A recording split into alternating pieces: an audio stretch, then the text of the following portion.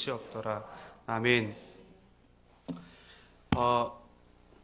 어렸을 때 이렇게 보면요, 다른 집에 있는 친구들과 비교를 해봤을 때 다른 집에 있는 친구들에게는 다 하나씩 있는 것들이 저희 집에는 왜 이렇게 다 없는 것들이 많은지 항상 불만이 많았습니다. 요즘은 뭐 영화 그냥 인터넷으로 다 이렇게 보잖아요. 예전에는 아시겠지만 비디오 플레이어가 있었고, 그래서 비디오 대여점에서 비디오를 빌려와서 이렇게 틀었잖아요. 뭐 500원, 그리고 최신은 1,000원. 빌려가면 거꾸로 세워져 있고 이렇게 깍이 다 기억나시죠? 네. 그 비디오 플레이어가 없어가지고 제가 유일하게 영화를 볼 수 있었던 때는 딱 명절 때, 네, 그 TV로 방영되던 설 특선 영화, 추석 특선 영화 이것만 기다렸어요. 또 이렇게 다른 친구들은 막 인라인 스케이트를 타고 막 다니는데 저도 사달라고 했더니 위험하다고 사주지 않고 비비탄 총 이렇게 많이 했잖아요. 네, 그런 거 사달라고 하면은 뭐 잘못 맞으면 눈이 실명된다 그래서 안 사주시고, 그래서 제가 다른 친구들하고 놀아야 되는데 총이 없으니까 공책을 이렇게 말아가지고요, 공책 끝에 풍선을 이렇게 껴서 그 검정색 전선 테이프로 감아가지고 이렇게 쏘고 막 그랬었어요. 혼자 막 한 번 쏘고 총알 주워서 또 한 번 쏘고 이렇게. 네, 정말 거지 같았습니다. 또 자전거가 너무 갖고 싶은 거예요. 다른 친구들은 다 자전거를 타는데 저만 자전거가 없는 거예요. 자전거를 사달라고 했더니 위험하다고 안 사주시는 거예요. 그리고 아버지가 자기 것만 사더라고요. 24단짜리로. 네. 또 컴퓨터를 사달라고 했더니 네, 돈이 없다고 안 사주시더라고요. 컴퓨터도 없죠. 자전거도 없죠. 비비탄 총도 없어요. 인라인 스케이트도 없어요. 네, 심지어 비디오 플레이도 없어요. TV도 잘 못 봐요. 저 어떻게 놀았는지 지금 생각해보면 나중에 이제 좀 중학생이 되고 고등학생이 돼서 이런 것들이 생기기 시작했는데, 네, 그래서 모두가 이렇게 평범하게 가지고 있는 것들 또는 평범하게 일어나는 것들이 나에게만 일어나지 않을 때, 그럴 때가 있죠. 다른 사람들은 노력하지 않아도 쉽게 얻어지는 것들, 그러나 나는 노력을 해도 잘 얻어지지가 않아요. 그럴 때 우리는 힘들다라는 생각을 하게 되고, 또 왜 나만 이렇게 살아야 하는가, 하나님을 향해 원망하기도 하고, 또는 내가 뭘 잘못했기에 이런 일들이 일어날까라는 생각을 하기도 합니다. 오늘 본문에 등장하는 한나도 아마 그런 마음이었을 것 같아요. 엘가나의 족보가 사무엘상 1장 1절에 자세히 제시되는데요, 이걸 보면 엘가나가 상당히 그 유력한 집안의 사람이었다는 것을 알 수가 있습니다. 역대상을 보면 엘가나를 레위 족속의 제사장 집안, 특별히 고앗 자손이라고 소개를 하는 것으로 봐서 아마 이렇게 성가대처럼 성전에서 하나님을 찬양하는 직무를 맡았던 그런 집안이었던 것 같습니다. 그리고 엘가나에게는 두 아내가 있었는데 우리가 잘 알고 있듯이 한나와 브닌나죠. 2절에서 이 엘가나에게 두 아내가 있었으니 한나와 브닌나더라 이렇게 소개를 하고 있는데요, 한나가 먼저 나오고 브닌나가 나중에 언급되고 있습니다. 이걸 보면 한나가 엘가나의 첫 번째 아내였을 가능성이 매우 높다는 것을 알 수가 있어요.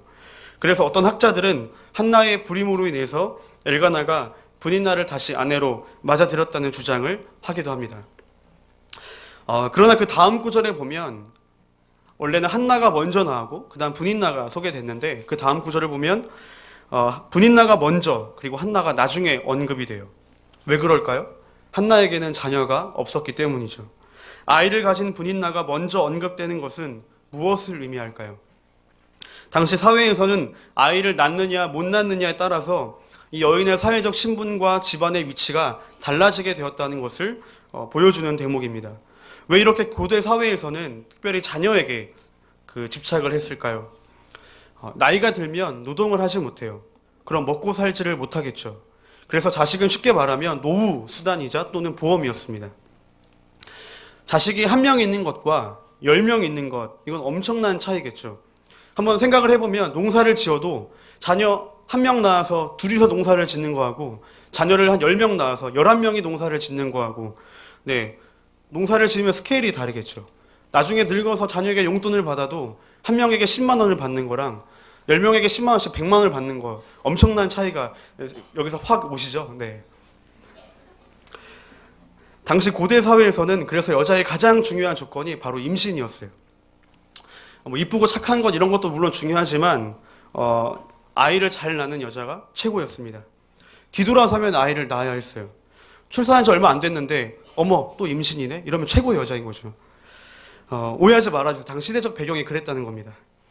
그러니까 한나가 다 좋은데 결정적으로 아이를 낳지 못하는 게 약점이었어요. 근데 성경을 보면 이 아이를 못 낳는 한나의 약점이 한나가 육체적으로 연약해서가 아니라 하나님께서 막으셨다라고 언급하고 있습니다. 6절에 보면 여호와께서 그에게 임신하지 못하게 하심으로. 그러니까 이 사건의 중심에 하나님이 한나에게 임신하지 못하도록 막으셨다는 거죠. 여러분 우리가 잘 이해가 되지 않습니다. 왜냐하면 하나님이 아이를 잘 낳도록, 그러니까 아이를 못 낳는 여자에게 아이를 잘 낳도록 도와주셔야지 왜 도리어 막냐는 거죠. 인생을 살다 보면, 또 살아가다 보면 좀 느끼는 게 많은데요. 뭐가 잘 안 풀리는 게 있어요. 어떤 분을 보게 되면 돈도 많고 시간도 많은데 건강이 없어요. 또 어떤 분은 돈도 많고 시간도 많고 건강도 있는데 자녀 때문에 평생 마음고생 하시는 분들도 있습니다. 그러니까 골치 아픈 일들이 꼭 다 우리에게 하나씩 있다는 거죠. 생각하면 생각할수록 가슴이 답답해지고 먹먹해지는 일들이 있습니다. 다른 일로 기분이 좋다가도 그것만 생각하면, 그것만 떠오르면 금방 내 마음이 차가워지고 닫혀지고 마음이 굉장히 무너지고 다운되는 게 있다는 거죠. 이것만 좀 잘 풀리면 정말 10년 묶은 체증이 내려갈 것만 같고 내가 이제는 두 다리 뻗고 잠을 잘 수 있을 것 같은데, 그런데 그런 것들이 해결되지 않는 그런 또 한 가지가 다 누구에게나 있다는 겁니다. 중등부를 맡으면서 학부모님들을 상담을 하다 보면 느껴지는 게 하나가 있는데요. 모두가 다 자녀 때문에 고민을 한다는 거예요. 제가 볼 때는 너무 괜찮아요. 우리 딸들이 이렇게만 커졌으면 좋겠다라는 생각이 드는데 부모님들 입장은 또 그게 아닌 것 같아요. 집에서 볼 때는. 어떤 부모님은 목사님 우리 애가 정말 공부도 잘하고 착해서 엄마 아빠도 생각도 많이 하고 정말 좋은 딸 좋은 아들인데 왜 이렇게 교회 가자고만 하면 싫어하는지 반항하는지 교회 가기를 싫어하는지 모르겠어요. 저는 얘가 공부 잘하는 거 별로 기쁘지 않아요. 별로 원하지도 않아요. 그냥 얘가 정말 하나님 잘 믿고 정말 신앙생활 잘했으면 좋겠어요. 목사님 기도 좀 부탁합니다. 이렇게 말씀하시는 분들이 있고요. 또 반대로 목사님 우리 애가 얼마나 교회를 좋아하는지 교회에서 살아요. 집에 있는 시간보다 교회 있는 시간이 더 많습니다. 얼마나 교회를 좋아하는지 아빠에게 전화한다고 해놓고 목사님에게 전화를 걸어요. 근데 우리 애가 공부를 안 해서 큰일이에요. 이제 중1도 아니고 중3인데 정신 차리고 공부할 나이가 됐는데 자꾸 교회만 있으려고 하는데 이를 어쩌면 좋을까요? 잘 섞으면 참 좋을 텐데 네, 공부도 잘하고 네, 교회도 열심히 하면 좋을 텐데 꼭 한 가지씩 걸리는 게 있다는 거죠. 교회 활동이 정말 열심히 하는 친구가 있어요. 이 친구에게 제가 시험 기간이 돼서 물어봤어요. 야, 너 내일 시험 본다는데 무슨 과목 봐? 그랬더니 몰라요. 학교 가봐야 알 것 같아요. 대단한 친구죠. 믿음이 정말 대단한 친구인 것 같아요. 여기 계신 분 다 그런 기도 많이 하시죠? 부모님들. 하나님 제가 다른 거 원하지 않고요. 우리 아이가 성격 모나지 않고 공부 잘하고 하나님 잘 믿는 아이가 됐으면 좋겠습니다. 제가 수많은 청소년들을 만나봤는데요. 네, 그런 애들은 존재하지 않아요. 존재할 수가 없습니다. 근데 우리가 꼭 마치 뭔가 하나님 앞에서 다 양보하고 욕심도 버렸으니까 다른 건 바라지 않고 굉장히 가볍고 심플하게 성격도 괜찮고 부모님 생각도 하고 공부도 잘하고 거기에 신앙생활도 잘했으면 하나님 요것만 딱 해주시면 됩니다. 이렇게 기도할 때가 많다는 겁니다. 다른 사람들은 자식을 다 낳았는데 잘 낳는데 한나만 자녀를 낳지를 못해요. 한나가 그런 기도를 하지 않았을까요? 하나님 제가 다른 건 다 포기하겠습니다. 제발 아이만 가질 수 있도록 도와주세요. 한나가 볼 때 자기 인생에 있어서 아이만 낳으면 인생이 잘 풀렸을 것 같다는 생각이 들어요. 다른 문제는 다 그럭저럭 참을 만한데 내가 내려놓을 수 있고 포기할 수 있는데 이건 포기가 안 되는 거예요. 남편 엘가나한테도 미안하고 아이를 낳지 못하는 것으로 인해서 자존감이 바닥을 치는 겁니다. 이스라엘의 문화는 굉장히 독특한데요. 특별히 첫 문화가 되게 독특해요. 우리나라 첫 문화는 바람을 펴서 생기잖아요. 근데 이스라엘은 다릅니다. 이스라엘은 아내가 첩을 대신 구해줘요. 야곱을 보면 자신이 원했던 여자가 라헬이었잖아요. 7년을 일하고 난 다음에 삼촌 라반으로부터 약속대로 라헬을 아내로 맞이해서 첫날 밤을 보냈는데 자고 일어나니까 반전이 일어났어요. 라헬이 아니라 언니 레아가 딱 있는 겁니다. 성경에서 여자가 못생겼더라 이렇게 얘기하는 게 딱 하나 있는데 그게 바로 레아예요. 네, 성경이 참 그래도 인격적인 게 대놓고 레아는 못생겼더라 이게 아니고 안색이 좋지 않더라. 아침에 일어나도 안색이 안 좋고, 네, 태어날 때부터 죽을 때까지 안색이 안 좋은 거죠. 예쁘게 꾸미고 화장했는데 지나가는 사람이 어머 너 왜 이렇게 안색이 안 좋니? 어디 아프니? 이렇게 물어보는 겁니다. 요즘 애들 표현으로 하면 얼굴이 아프다, 얼굴에 고난이 깊다 뭐 이런 뜻이겠죠. 삼촌에게 가서 따졌어요. 그래서 삼촌이 야 우리 동네에서는 둘째를 먼저 시집 보내지 않아. 첫째가 먼저 가야 돼. 그래서 둘 다 아내로 얻게 되죠. 인류 최초의 1+1 정책입니다. 희한한 게 레아는 자녀를 낳는데 라헬은 자녀를 못 낳는 거예요. 그래서 라헬이 자기 여종을 남편에게 보내서 자녀를 낳게 합니다. 그렇게 해서 아이를 낳으면 그 아이는 내 아이가 되는 거예요. 우리랑 문화가 굉장히 다르죠. 그래서 한나가 아이를 낳지 못하니까 분인나를 통해서 자녀를 낳기를 원했던 것 같습니다. 그래서 분인나가 아이를 낳는데 문제는 역전이 된다는 거예요. 이제는 분인나가 큰 소리를 치는 거죠. 성경의 표현을 보면 분인나가 한나를 격분케 했다 2번 표현이 되는데 이 원어의 표현을 그 의미를 보게 되면 자극하다, 마음이 갈라지다, 원수가 되게 하다 그런 표현이에요. 엘가나의 마음은 여전히 한나를 향하고 있습니다. 잘 보면 엘가나가 상당히 로맨티스트예요. 아내 한나가 늘 기죽어 있고 속상해 있고 아이를 낳지 못하는 것 때문에 우울해하니까 무슨 이렇게 마치 드라마 대사처럼 힘들어하지 마, 내가 있잖아. 10명의 아들보다 내가 더 낫잖아. 아이를 못 낳아도 내가 영원히 널 사랑할게. 구약 최고의 로맨티스트죠. 그런데 남편 사랑이 아무리 대단해도 채워지지 않는 그 마음이 한나에게 있었던 것 같습니다. 사람이 채울 수 없는, 그래서 하나님만이 채우실 수 있는 어떤 그 절대적인 공허함, 빈 방 이런 것들이 있다는 거죠. 우리 심령에 아무리 많은 것들이 채워져도 절대적으로 채워지지 않아서 하나님만이 채울 수 있는 그 절대 공간이 있다는 겁니다. 남편이 아무리 사랑을 해줘도 채워지지 않는 공간이 그 허전함이, 허무함이, 공허함이 있다는 거예요. 근데 어떤 분들은 이렇게 절대적으로 채워지지 않는 공허함, 빈방 이런 공간들을 계속 사랑으로 채우려고 합니다. 남편의 사랑이나 헌신으로 채우려고 하기도 하고 또는 자녀들이 내 뜻대로 되어지기를 바라는 그것으로 채우려는 시도를 하기도 해요. 그러나 그렇게 해도 남편의 사랑과 헌신으로 채워지지 않는 부분들이 있고 자녀가 특별히 내 뜻대로 되어지지 않으면 더 큰 상심과 절망이 밀려오고 그 허무한 공간, 그 빈 방, 공허함은 더욱더 커지게 된다는 겁니다. 왜 그럴까요? 하나님만이 채울 수 있는 것들을 우리는 자꾸 다른 것들로 대신 채우려고 하기 때문이죠. 오늘 본문을 보면 4절에서 5절을 보게 되면 매년 엘가나가 가족들을 데리고 실로에 가서 하나님께 제사를 드렸다고 말하고 있는데요. 우리 같이 한번 4절과 5절을 한번 읽어보면 좋겠습니다. 그냥 성경 보시면 될 것 같은데요. 4절과 5절 한번 같이 읽어보겠습니다. 시작.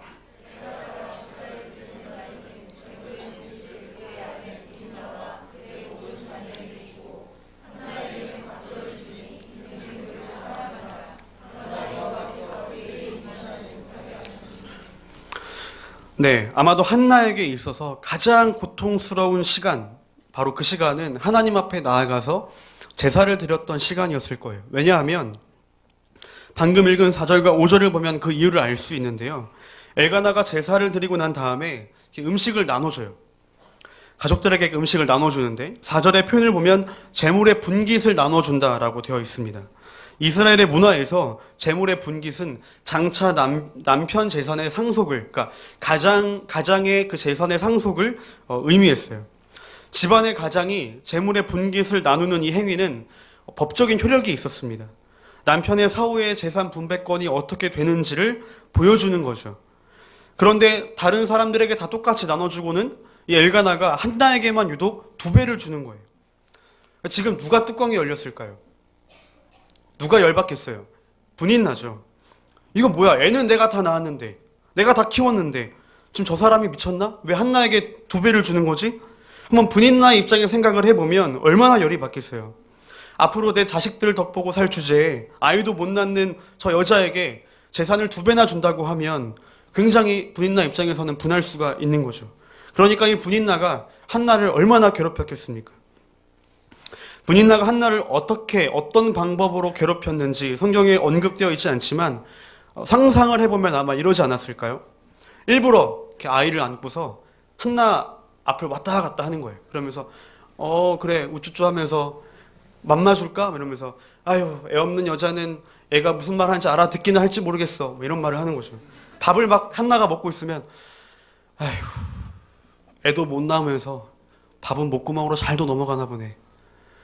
사람 미치는 겁니다. 사람이 이런 고통을 당하면 첫 번째 어떤 마음이 들까요? 세상이 원망스럽고 죽고 싶겠죠. 살기 싫어지겠죠. 아마 한나도 그랬을 것 같습니다.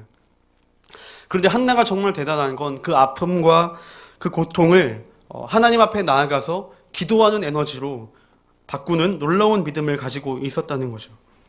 우리 9절을 다시 한번 읽어보면 좋겠는데요. 오늘 말씀 9절입니다. 시작.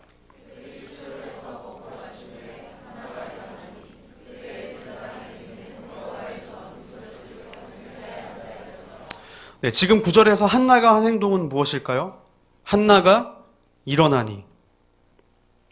한나는 지금 갈등의 자리, 절망의 자리, 원망의 자리, 정말 죽고 싶은 그 마음의 자리에서 일어났다는 거예요. 어디를 향해서 일어났을까요? 바로 하나님을 향해서 일어났다는 거죠.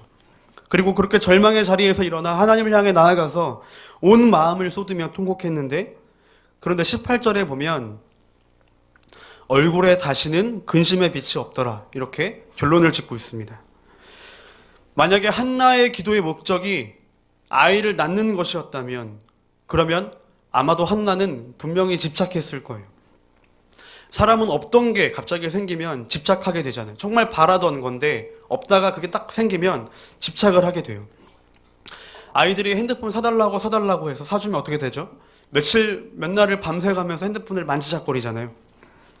한나는 그런데 정말 간절히 원했던 그 사무엘, 그 아이를 얻어서 키우다가 아이가 젖대기를 기다렸다가 젖을 떼자마자 바로 하나님께 서원했던 대로 바쳤다는 겁니다. 아이를 다 키워보신 분들은 아시겠지만 아이가 가장 이쁠 때가 언제죠? 막 돌이 지나서 아장아장 걸을 때, 그때가 가장 이쁘잖아요. 저는 한나의 마음이 얼마나 힘들었을지를 간접적으로 알 것 같습니다. 사역을 하다 보면 좀 마음이 힘들 때가 있는데요. 연말이 되면 그동안 사랑으로 품고 기도하면서 또 말씀으로 양육하고 가르쳤던 아이들을 이제 윗부서로 올려보낼 때 이게 생각보다 많이 힘들더라고요. 3년 동안 함께 하면서 온갖 정이란 정이 다 든 거죠.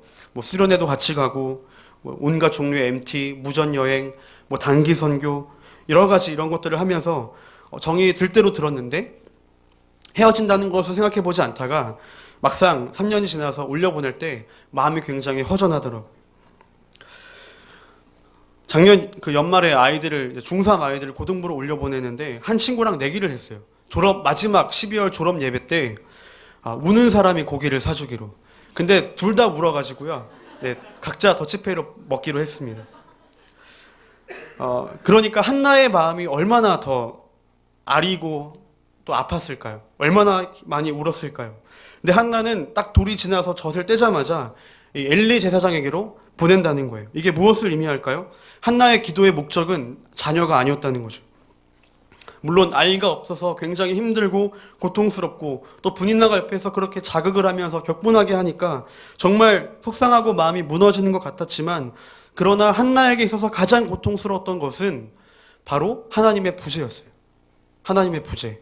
내가 지금 기도를 하는데 마치 하나님이 나를 버리신 것 같고, 지금 벌어지고 있는 이 상황들 때문에 내가 기도를 그렇게 많이 하지만 하나님이 나의 기도를 들어주시지 않는 것 같고, 하나님이 날 떠나신 것 같다는 생각 때문에, 그렇지 않다는, 하나님이 날 버리지 않고 하나님이 내 기도를 들어주시지 않는 게 아니라 지금 내 기도를 들어주고 있다는 그 하나님의 살아계신 증거가 한나에게는 가장 필요했던 것이고, 그게 느껴지지 않을 때 한나는 정말 고통스러웠다는 겁니다.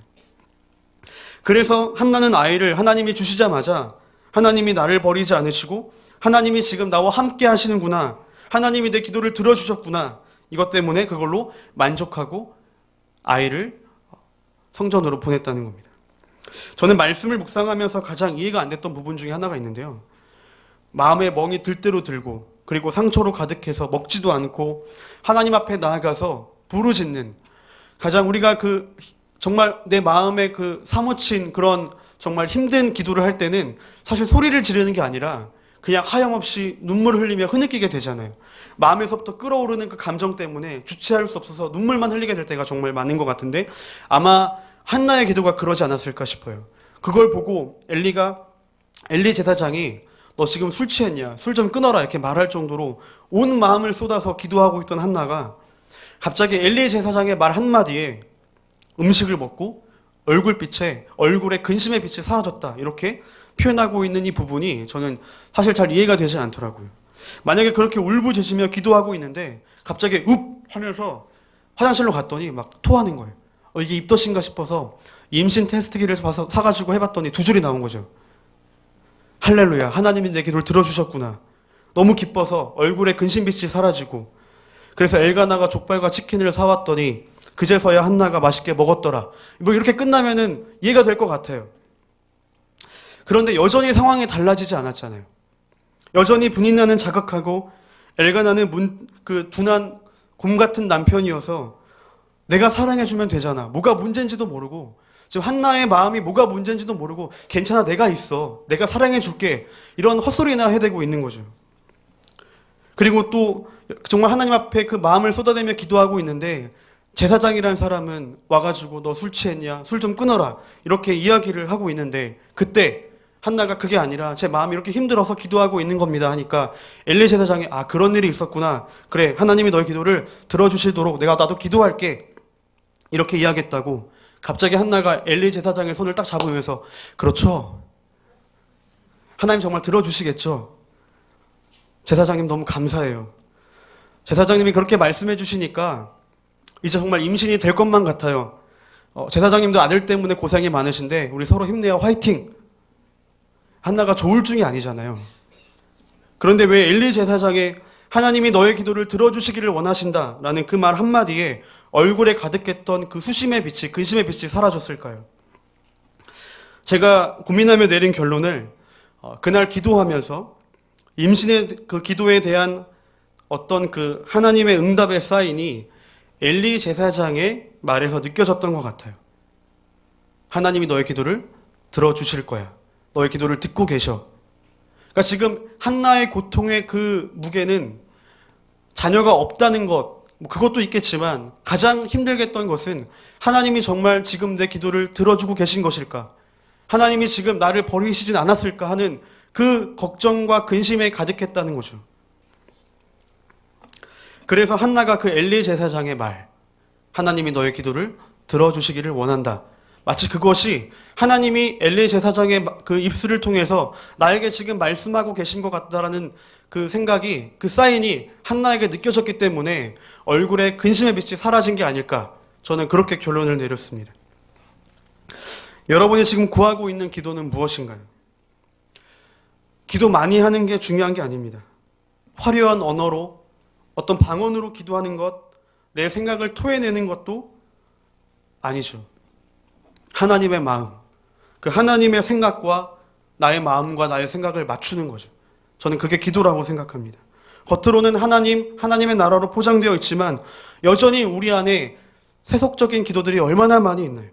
하나님, 내 학업을 도와주시고 사업을 넓혀주시고 직장에서 승진하게 해주시고 애들 좋은 대학 갈 수 있도록 도와주시고 우리 가족 올 한 해 건강할 수 있도록 하나님 도와달라는, 세상 사람들과 똑같은 것들을, 이 땅의 것을 구하는 그 기도는 이제 그만하고 하나님을 붙드는 기도를 우리가 해야 된다는 겁니다. 문제를 고쳐달라 하기보다는 하나님을 목자로 붙잡게 해달라는 기도가 어쩌면 우리에게 더 절실하게 필요하지 않을까요? 세상 것을 쏟아부어 달라고 기도하지 않고 세상 것에 마음을 빼앗기지 않게 해달라는 기도가 정말 우리에게 필요한 것 같습니다. 한나와 같이 인생의 고난이 찾아오고 광야의 시간을 맞이하게 되면 우리가 갖는 생각 한 가지가 있습니다. 왜? 도대체 왜? 왜 이렇게 나만 힘들까? 왜 이렇게 나만 고통스러울까? 왜 나에게만 친구 문제가 있고, 왜 나에게만 자녀들 때문에, 남편 때문에 왜 이렇게 마음이 문드러져야 할까? 좀 편안하게 아무런 문제 없이 그냥 그렇게 사는 게, 하나님 그게 정말 그게 욕심인가요? 이런 마음이 들 때가 우리 안에 있다는 거죠. 아이들을 이렇게 중학생 아이들을 신방하다 보면 이런 말들을 참 많이 들어요. 하나님이 저에게만 왜 그런지 모르겠어요. 왜 이렇게 절 힘들게 하는지 모르겠어요. 절 사랑한다고 하면서 왜 하나님은 절 자꾸 힘들게 할까요? 하나님이 계시지 않는 것 같아요. 이런 말들을 들을 때가 있습니다. 사실 아이들뿐만 아니라 저도 힘이 들 때 이런 기도를 가끔 하게 되는 것 같아요. 그런데 작년에 두 딸을 이렇게 데리고 안성 팜랜드라는 곳에 놀러 간 적이 있었는데요. 그때 제가 한 장면을 보고 왜 하나님이 우리에게 고난을 주시는가 다시 한번 잊고 있었지만 깨달았던 시간이 있습니다. 그때 봤던 장면을 제가 영상을 이렇게 찍은 걸 가져왔는데 우리 잠깐 한번 좀 보도록 하겠습니다. 보시면 조금 의아하다는 생각이 들 거예요. 사육사 아저씨, 양들이 아저씨를 좋아하나요? 왜 저를 따라다닐까요? 보세요. 제가 방향을 정해도 양들은 저를 따라옵니다. 어머나, 여러분, 양들이 저를 오고 있어요. 자, 어떻게 된 걸까? 바로 네. 이게 그 양몰이라고 이렇게 하는 그 행사를 이렇게 보여주었는데요. 이걸 보면서 그래, 하나님이 우리에게 주시는 고난의 의미가 어쩌면 이것이겠구나라는 생각을 딱 했습니다. 저분이 지금 도대체 왜 이런 걸까요? 바로 그것은 이라고 멈췄잖아요. 제가 자른 게 아니고요. 딱 저기서 끝났어요. 네. 저 다음에 했던 말이 제 기억에 되게 남는데요.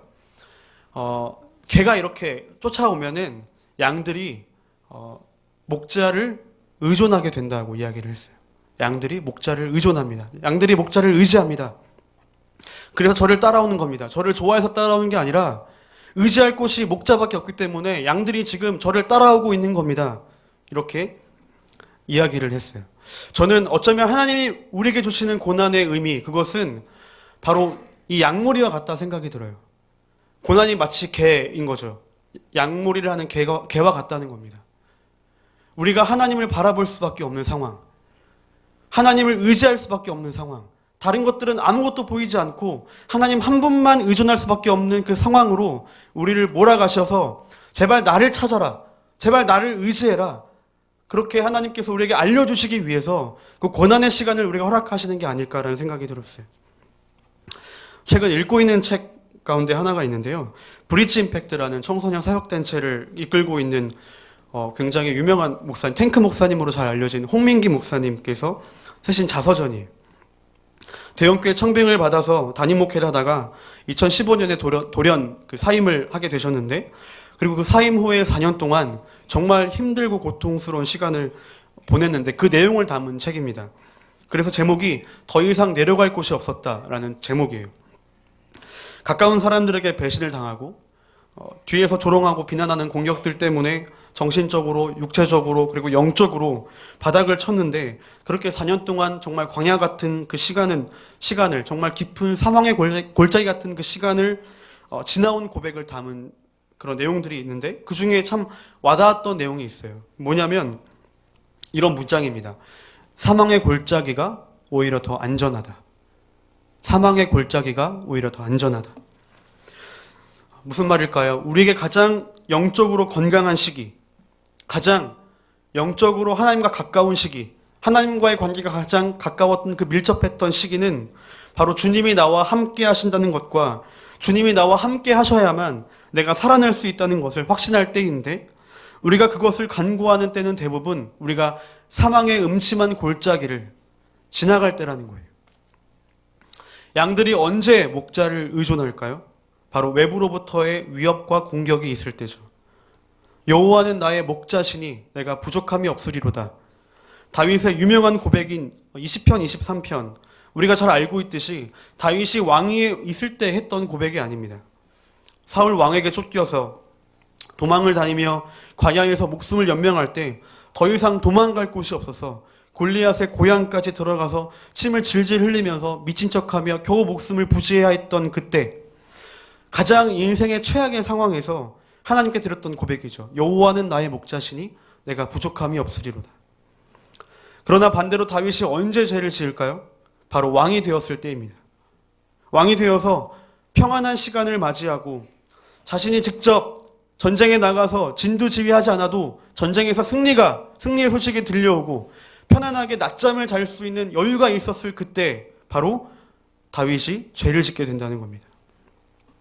우리 가장 위험할 때, 영적으로 가장 위기는 우리가 사망의 음침한 골짜기, 고난, 광야를 지날 때가 아니라 바로 내가 왕이 되었을 때예요. 여호와가 나의 유일한 목자이시며 하나님 없이는 살아갈 수 없다는 고백을 할 수밖에 없을 그때가 아니라 내가 왕이고 내가 주인이고 내가 목자 같을 때 바로 그때가 가장 우리에게 위험한 시기라는 겁니다. 그러니 혹시 지금 고통 속에 계십니까? 사망의 음침한 골짜기를 지나가는 것 같습니까? 광야처럼 아무것도 보이지 않아서 의지할 것이 없어서 어두운 터널을 지나고 있다면 바로 지금이 여호와는 나의 목자이심을 고백할 절호의 타이밍이라는 것을 꼭 기억하셨으면 좋겠습니다. 그렇기 때문에 한나처럼 그 고통 속에서 하나님을 찾고 하나님 앞에 온 마음을 쏟아내는 그 기도의 시간이 바로 지금 이 시간이 되었으면 좋겠습니다.